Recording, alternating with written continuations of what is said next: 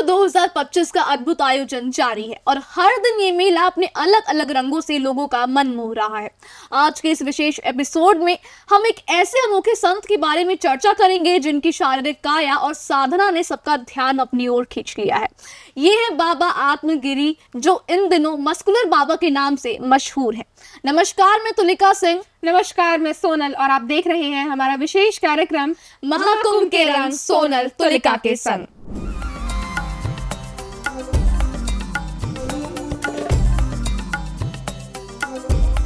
भगवा वस्त्र पहने, गले में रुद्राक्ष की माला, माथे पर तिलक और एक बड़ा झोला लिए आत्म प्रेम गिरी महाराज ने अपने फिट शरीर के लिए लोकप्रियता हासिल की है। बताया जा रहा है कि बाबा मूलतः रूस के रहने वाले हैं, लेकिन पिछले 30 सालों से अपना जीवन उन्होंने सनातन धर्म के नाम कर रखा है। तुलिका, मैं बता दूं कि एक ऐसी जानकारियां निकल के आ रही है कि वो रूस में वो टीचर थे जो अपना पेशा छोड़कर यहाँ सनातन धर्म की सेवा कर रहे हैं और हिंदू धर्म का प्रचार कर रहे हैं। इन दिनों ये बाबा महाकुंभ में आए हुए हैं और अपने हाव भाव की वजह से सोशल मीडिया पर चर्चा का विषय बने हुए हैं। इन दिनों उनकी कई तस्वीरें और वीडियो वायरल हो रही है, जिनमें बाबा कभी जिम में डंबल उठाते नजर आते हैं तो कभी ध्यान लगाते। उनके भगवा परिधान, रुद्राक्ष की माला और तेजस्वी चेहरे ने उन्हें महाकुंभ का आकर्षण बना दिया है।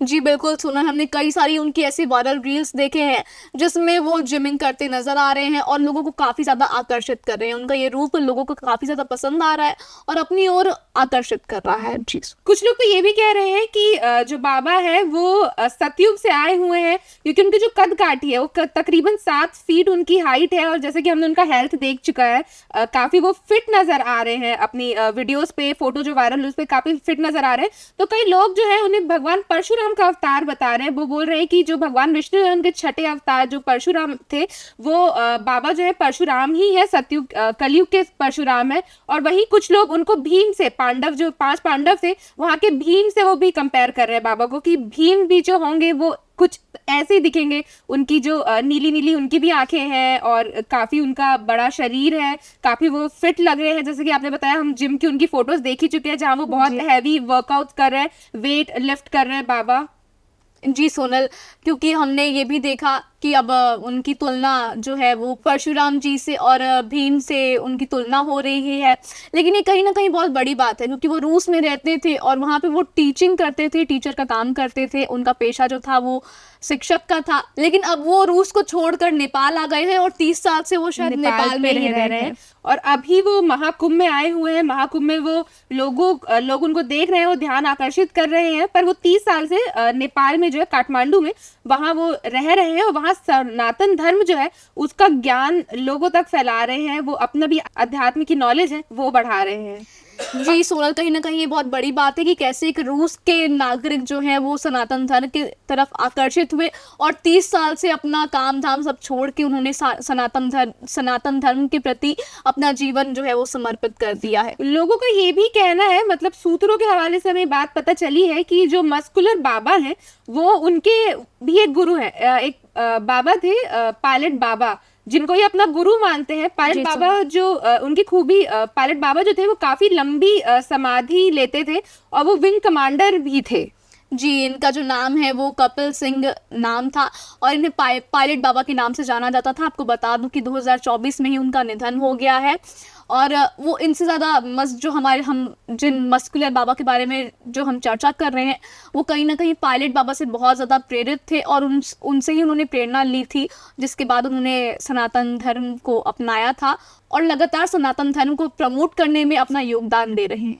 इस बार वो महाकुंभ में आए हैं, काफी चर्चा का विषय बन गए हैं। लोग उनके साथ काफी फोटो क्लिक करवा रहे हैं, वीडियोस बना रहे हैं। उनकी इंस्टाग्राम पे काफी वीडियोस वायरल हो रही है जहाँ पे वो मंदिर पे पूजा करते हुए हमें दिखाई दे सकते हैं, जहाँ पे वो हमें कुछ लोगों के साथ भी वो फोटो क्लिक करवा रहे हैं, वहाँ हमें वो दिखाई दे रहे हैं फोटो क्लिक करवाते हुए। अच्छी बात यह है कि ये अभी तक के किसी विवाद में नहीं आए हैं, क्योंकि जैसे कि हम बाबा के बारे में बात कर रहे हैं, वायरल लोगों के बारे में बात कर रहे हैं, वहाँ उनके साथ कुछ ना कुछ अच्छा हुआ है लेकिन कुछ ना कुछ गलत भी हो चुका है। बिल्कुल, उनके साथ कहीं ना कहीं उन्हें परेशानियों का भी सामना करना पड़ा है, क्योंकि वायरल होने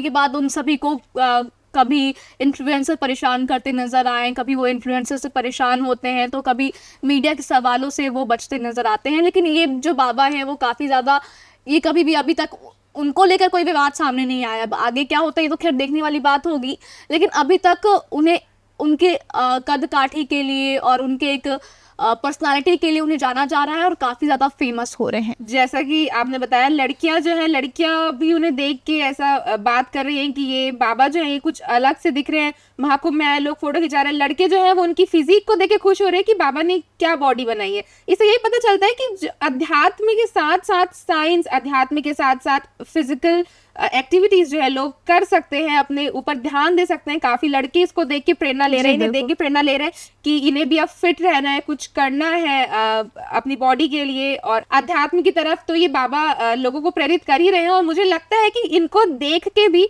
बहुत सारे ऐसे लोग होंगे जो अध्यात्म की तरफ जाने में जिनकी रुचि बढ़ेगी, क्योंकि महाकुंभ में हमें इतने सारे लोगों से मिलने का मौका मिलता है, इतने सारे बाबा, इतने सारे लोग जिनके अलग अलग विचार होते हैं, अलग अलग जगह से लोग आते हैं। कोई नेपाल से आ रहा है, कोई बांग्लादेश से आ रहा है, कोई अमेरिका से आ रहा है सिर्फ ये महाकुंभ अटेंड करने के लिए। और आए भी क्यों ना, इतने सालों के बाद ये महा आयोजन हो रहा है। यूपी सरकार ने इसके ऊपर बहुत खर्चे किए हैं, सब तरीके के लोग आ रहे हैं, महा स्नान हो रहा है, महाकुंभ है।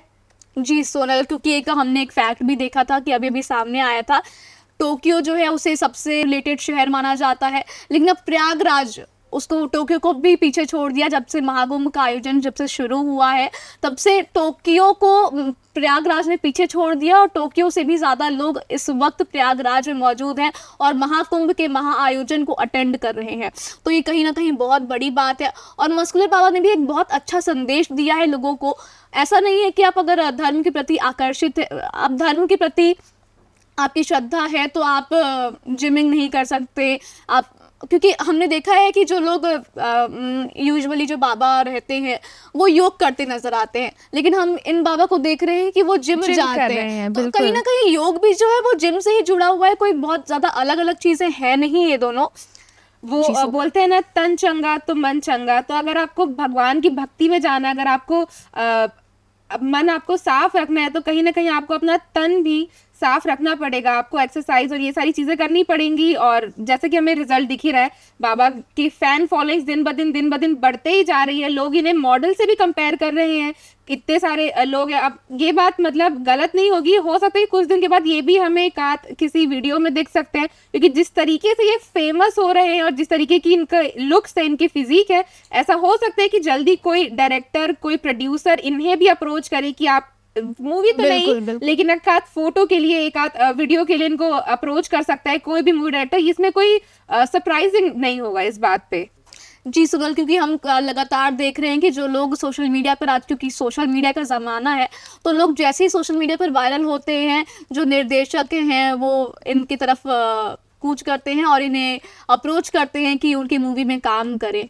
जी सोनल, और कहीं ना कहीं हम अगर उनकी देखें तो उनकी जो बॉडी है उनकी तुलना मार्वल के थॉर से भी की जा रही है। हॉलीवुड स्टार जो है बिल्कुल वो दिखते भी वैसी है, उनका जो रंग है, उनका वेशभूषा है, उनके बाइसेप्स हैं, जैसे कि हम देख सकते हैं कि वो सभी उनकी तरफ आकर्षित हो रहे हैं। जैसे कि मैंने आपको बताया कि अगर उन्हें बॉलीवुड से या किसी डायरेक्टर प्रोड्यूसर के पास उन्हें ऑफर आए तो ये ताज्जुब की बात नहीं होगी। लेकिन मुझे लगता है कि ये जो बाबा है 30 साल से ये अध्यात्म जो है फॉलो कर रहे हैं, 30 साल से ये हिंदुइज्म के बारे में बता रहे हैं। और बहुत बड़ी बात है कि कोई आदमी जो रूस से नेपाल आ जाता है, हिंदुइज्म में इंटरेस्ट है, जैसे जो हिंदुइज्म सीखता है और अपने देश को, अपनी नौकरी को, अपने परिवार को, यहाँ इनके परिवार की भी कोई बातें सामने नहीं आई है अभी तक कि हमें कोई ऐसी बात पता नहीं चली है कि इनका परिवार में कोई था या नहीं थे, या कोई है या कोई है या नहीं है, ये हमें बात अभी तक तो कुछ पता नहीं चली है।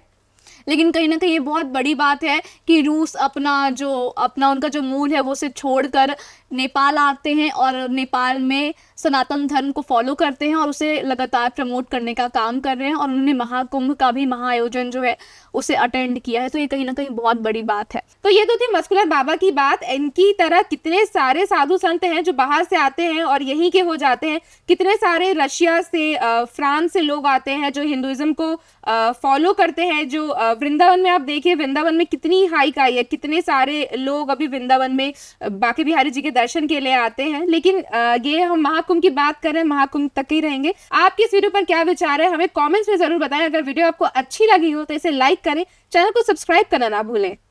जी, और आगे की और भी किस्से कहानियां सुनने के लिए जुड़े रहिए हमारे साथ। कल फिर मुलाकात होगी, महाकुंभ की बात होगी। धन्यवाद।